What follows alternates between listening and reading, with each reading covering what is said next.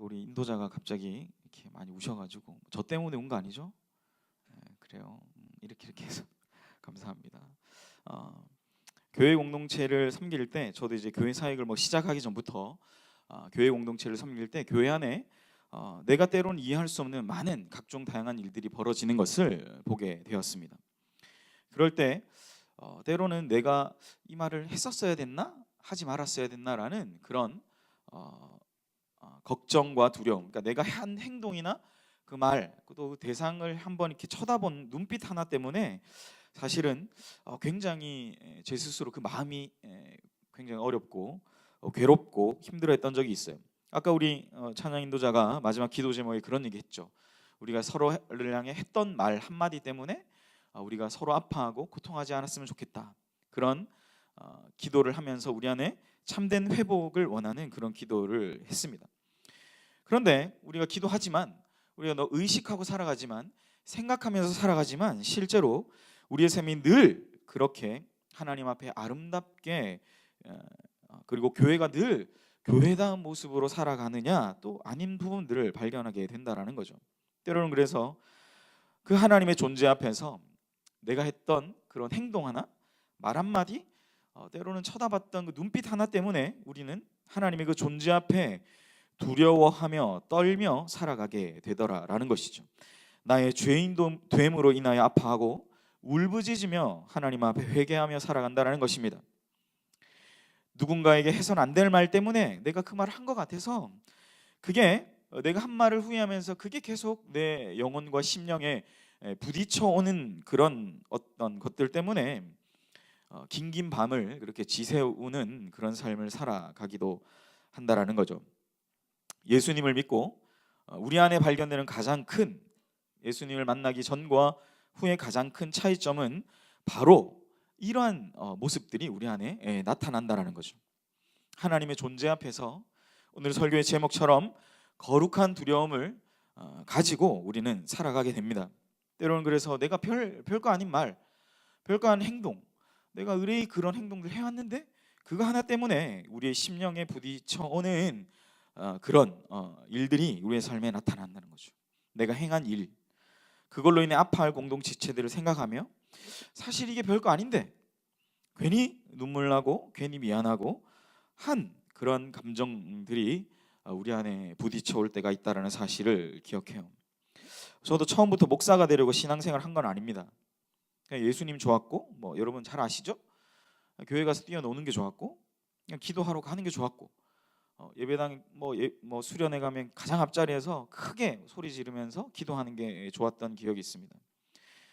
목사가 되려고 신앙생활을 한 건 아니지만 어느 날 제가 신학교에 들어가 있고 또 이제 사역이라는 것을 시작하고 있는 그런 제 자신을 발견하는데, 그렇게 시작하면서 끊임없이 제가 싸우고 있는 것은 바로 이러한 나 자신과의 싸움이라는 것입니다. 때로는 내가 선한 역할을 감당하기도 하지만 때로는 도대체 저 사람이 왜 저런 행동을 할까라는 그런 악한 역할들도 감당하기도 하더라라는 사실이죠. 그래서 때로는 당하지 말아야 할 억울한 일들 속에서 정말 저 사람은 왜 내 진심을 몰라줄까 하는 또 그러한 눈물 터지는 상황 속에서도 우린 때로는 그러한 상황들로 감내하면서 우리의 삶을 살아가게 되더라라는 것이죠. 오늘 우리에게 주신 하나님의 말씀을 따르면 정말로 우리에게 중요한 것은 우리 모두는 하나님 앞에서 살아가는 존재들이라는 사실을 기억하는 것입니다. 하나님 앞에서 거룩한 두려움을 가지고 살아가야 합니다. 내가 행한 일이 뭔지도 모르고 뭔지도 모르는 그런 수치를 모르는 구약의 이스라엘 백성들과 같이 살아가지 않고 하나님의 존전 앞에서 하나님을 두려워하며 살아가는 우리 예수가족 모든 지체들이 되시기를 간절히 소망합니다. 오늘 본문은 지난 주일에 보았던 본문과 이렇게 연결돼서 우리가 살펴보아야 합니다. 지난 주일에 교회가 더 영광스러워져 가고 초대교회가 조금씩 성숙해져 가는 그런 상황 가운데 각 사람의 존재감들이 드러나기 시작했다라고 말씀드렸죠. 12사도에게만, 베드로와 요한에게만 역사하셨던 하나님이 이제는 지난주에 변하여 새 사람 된 그 중에 한 명, 바나바라는 한 사람을 이제 주목하게 했다라는 사실. 그가 어떤 일을 했습니까?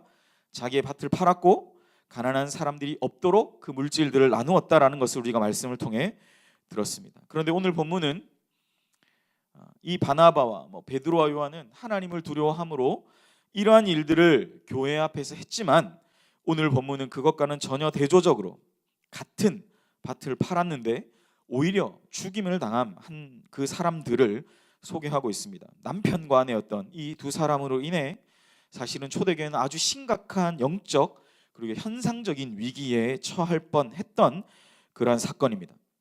이 부부는 바로 아나니아와 삽비라라는 부부예요. 우리가 오늘 사실 5장 1절부터 11절 전부를 읽어야 하는데 제가 7절부터 11절까지만 읽었습니다. 거기는 이제 그 아내 된 삽비라라는 여인의 죽음이에요. 사실 우리가 읽었던 그의 아내가 그 일어난 일을 알지 못하고 들어왔죠. 그 내용은 그 아내가 그러니까 그 앞에 뭐가 있을까요? 1절부터 6절은 남편이 갑자기 부부하고 갑자기 눈이 마주쳐가지고 섬뜩했는데 죄송합니다. 그건 아니고 여러분 남편이 이미 죽임을 당한 그 상태. 왜요? 참말을 하지 않았기 때문에, 진짜를 말하지 않고 가짜를 말하는 것 때문에 이 일은 발생했던 것입니다. 1절과 2절은 이렇게 시작하죠. 아나니아라는 사람이 그의 아내 삽비라와 더불어 소유를 팔아 그 값에 얼마를 감추었는데 그 아내도 알더라. 얼마만 가져다가 사도들의 발 앞에 두니. 앞서 보았던 바나바와 똑같은 행동을 하죠. 그런데 결과는 전혀 다르게 나타납니다. 일부를 들이든 전부를 들이든 어쨌든 뭐예요? 사도들의 발 앞에 갖다 놨다는 건 똑같은 거죠. 그죠? 그런데 결과는 완전 정반대로 나타난다는 거죠. 바나바는 그 행한 일로 인해 많은 사람들이 칭송했고 오히려 아나니아 삽비라는 많은 사람들이 뭐예요? 오늘 우리가 읽었던 11절 말씀에 많은 사람들이 이 아나니아 삽비라에 발생한 일을 인해 두려워하고 교회가 공포 가운데, 두려움 가운데, 하나님을 향한 두려움 가운데 사로잡히게 되었다라는 거죠. 왜 이런 일이 있을까? 사실 성경 여러분 잘 뜯어보시면 정말 흔치 않아요. 이렇게 안 좋은 일이 그렇게 흔하게 일어나진 않습니다. 제가 오늘 새벽기도 본문이 사울이 죽임 당하는 거였으니까 오늘 제가 이상하게 오후 찬양 예배는 그러면 안 될 텐데 안 좋은 얘기만, 사무엘상 31장 나중에 찾아보세요. 사울이 죽습니다. 새벽기도 때 제가 그걸로 설교했거든요. 사울이 목베임 당해, 자결을 했고 그 시체를 가져다가 이제 목베임 당해서 베시안이라고 하는 도시의 성벽에 걸려요. 이게 아무렇지 않게 느껴지세요? 아니 죽은 사람이 목베임 당해서 성벽에 걸어버렸어요. 그러니까 전리품처럼 이스라엘 초대 왕이 그 정도로 비참한 상황 가운데 놓이는데 그게 왜 그랬냐? 끊임없이 하나님이 네가 그렇게 살면 안 된다라는 것을 말씀하셨다라는 거죠. 근데 뭐요? 끝까지 불순종. 정말 어떻게 이렇게 지긋지긋하다 정말 너. 모르겠어요. 하나님이 말씀하셨다. 야 정말 너 진짜 너무 지긋지긋하다. 어떻게 이렇게 불순종하니? 라고 말할 정도로 어떻게 이렇게 내 말을 정말 하나부터 열까지 다 거역하니? 라고 말할 정도로 사울 왕은 지긋지긋하게 사실은 불순종했다라는 거죠. 그런데 오늘 본문은 특이하게 그렇게 지긋지긋한 모습이 아니에요. 처음 등장했습니다. 아나니아 삽비를 찾아보세요. 여러분 다 뜯어보세요. 성경 뜯어보면 아주 놀라운 건 이건 한 번 있었던 사건이에요. 그런데 하나님이 어떻게 하세요? 가만두시지 않았다라는 사실입니다. 이게 어쩌면 우리에게 울리는 하나의 큰 경종과 같은 말씀일 수 있죠. 왜 그렇게 하셨을까? 많은 성경학자들이 의아했어요. 저도 의아했고 바나바처럼 1장부터 4장까지 정말 좋은 얘기만 있다가 갑자기 이 사람들이 나타났는데 안 드린 것도 아니야. 그죠? 팔았는데 일부를 또 드렸네? 그런데 왜 이런 일들을 하셨을까라는 여러 가지 다양한 질문들이 납니다. 솔직히 본문만 살펴보면 저도 잘 모르겠어요. 하나님 왜 이렇게 하셨는지.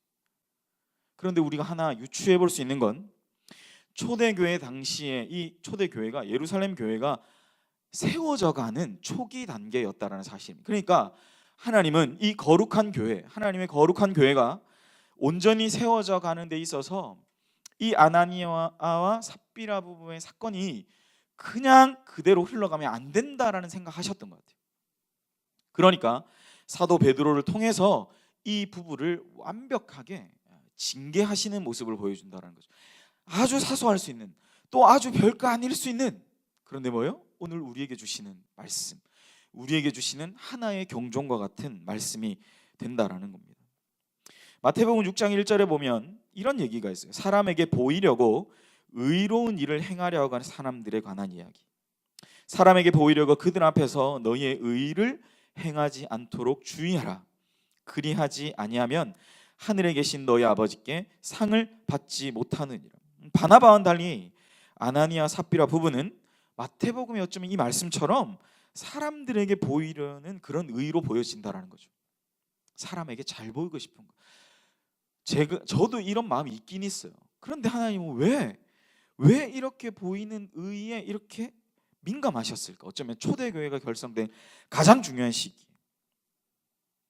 이건 결국 뭘까요, 여러분? 하나님의 가장 본래적인 마음은 사람에게 보여지는 의에 대해서 하나님은 이렇게 정말 바로 그냥 그 영혼을 뺏어가실 정도로 기뻐하시지 않는다는 거죠. 순전한 마음으로 전부를 드리지 못하고 뭐예요? 전부를 그러니까 이런 얘기도 있어요. 나중에 우리가 안 읽었는데 3절인가에 보면 4절에 보면 이런 얘기, 베드로가 이런 얘기도 하죠. 땅이 그대로 있을 때도 네 땅이 아니며 판 후에도 네 마음대로 할 수가 없더냐라는 거죠. 그러니까 네가 전부를 드릴 수도 있고 일부를 가져와서 드릴 수도 있는데 왜 너는 일부를 가지고 와서 전부라고 나를 속이냐라는 거죠. 어찌하여 이 일을 네 마음에 두었느냐? 네가 사람에게 거짓말한 것이 아니라 누구에게?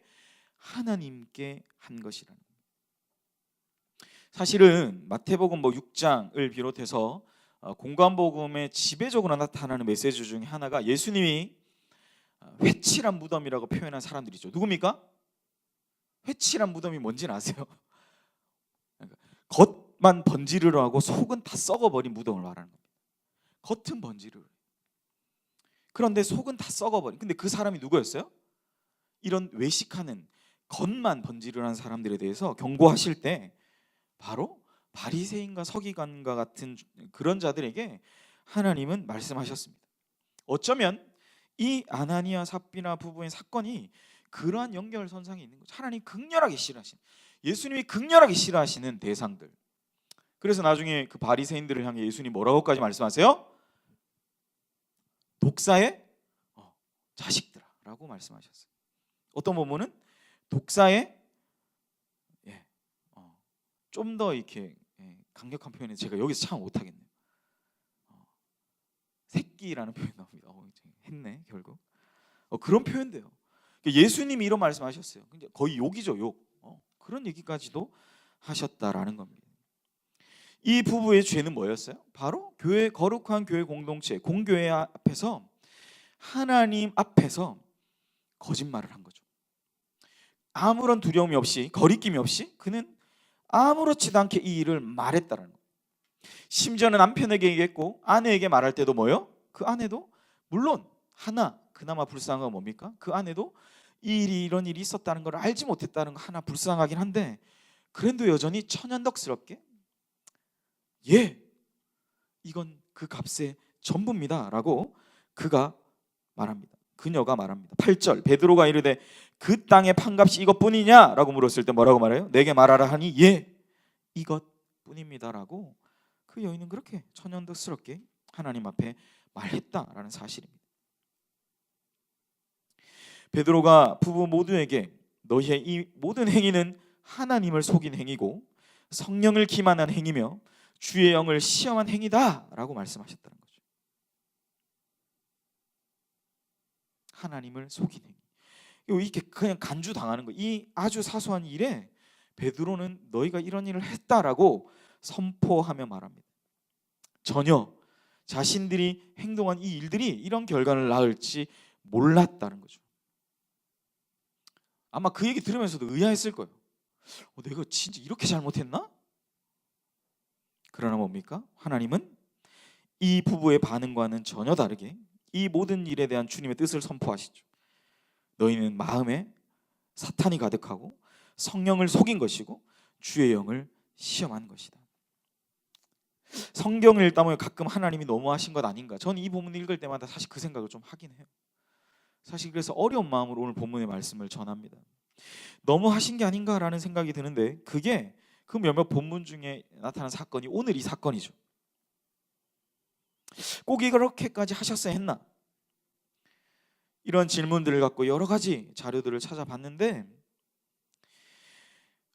초대교회가 시작되지 얼마 되지 않은 이 상황 가운데 거짓말이라는 불순물, 정직하지 않음이라는 불순물, 아까 제가 말씀드린 대로 자기 의가 가득한 사람들이 교회 안에서 이게 죄가 죄인지도 모르고 그냥 막 판치는 모습들에 대해서 하나님은 그러한 경고와 경종을 울리고 계신다라는 사실이죠. 이 모든 이것이 죄인지도 어떤 것인지도 모르는 모든 상황들을 미연에 방지하시고자 함이 아닌가 라는 설명들을 하고 있더라고요. 탄생된 형성된 초대교회가 하나님 앞에서 순결함을 가지고 성장해 나아가기를 미리 죄된 요소들, 특별히 한 가지 사건으로 교회 전체가 오염될 수 있는 이러한 상황들을 미리 방지하셨다는 겁니다. 어떻게요? 베드로라는 한 사람 사용하셔서 하나님의 신적인 개입으로, 그리고 어떻게요? 그 생명들을 취하신 것 같이. 초대교회 공동체의 가장 아름다운 모습이었던 자신의 소유를 팔고 그것을 아무런 조건 없이 나누었던 아름다운 이 전통이 어쩌면 아나니아와 삽비라 이 부부를 통해서 완전히 서로 간에 믿지 못하게 되는 상황으로 나아가게 되는 것을 미연에 방지, 하나님은 그렇게 방지하고 계시다라는 사실입니다. 오늘날 교회는 어쩌면 이러한 하나님의 놀라운 간섭과 역사를 즉각적으로 보지 못하는, 적어도 하나님 앞에서 거룩한 두려움을 가지고 자기의 맡은 바지 안에서 성실하고 순결하게 살아가려는 많은 믿음의 사람들이 있음을 봐요. 그러나 여전히 즉각적인 이런 일들이 나타나지 않는 것 또한 우리가 보게 된다는 거죠. 그럼에도 오늘 우리는 이 말씀을 통해서 우리 안에 미처 발견되지 못하고 내 안에 정말 이런 죄된 모습이 있었나 하는 그런 면들이 있음을 우리는 깨달으며 오늘 말씀을 받아야 될 줄로 믿습니다. 너무나 쉽게 말하고 상처를 주고 너무나 쉽게 거짓을 말하고 너무나 쉽게 다른 이들을 정죄하는 것, 그게 우리 모두의 아픔이 되는 거 아니에요? 누군가를 판단하는 것, 그것은 우리에게 큰 아픔이 된다는 거죠. 교회는 이러한 죄에 대해 민감해야 하죠. 오늘 본문처럼 자기의 의의를 드러내기 위해 거짓을 말하는 것은 여러분 전혀 우리 모두에게 도움이 안 된다는 사실을 기억하며 나아가시는 우리 예가수 가족 모든 지체들이 되시기를 간절히 소원합니다.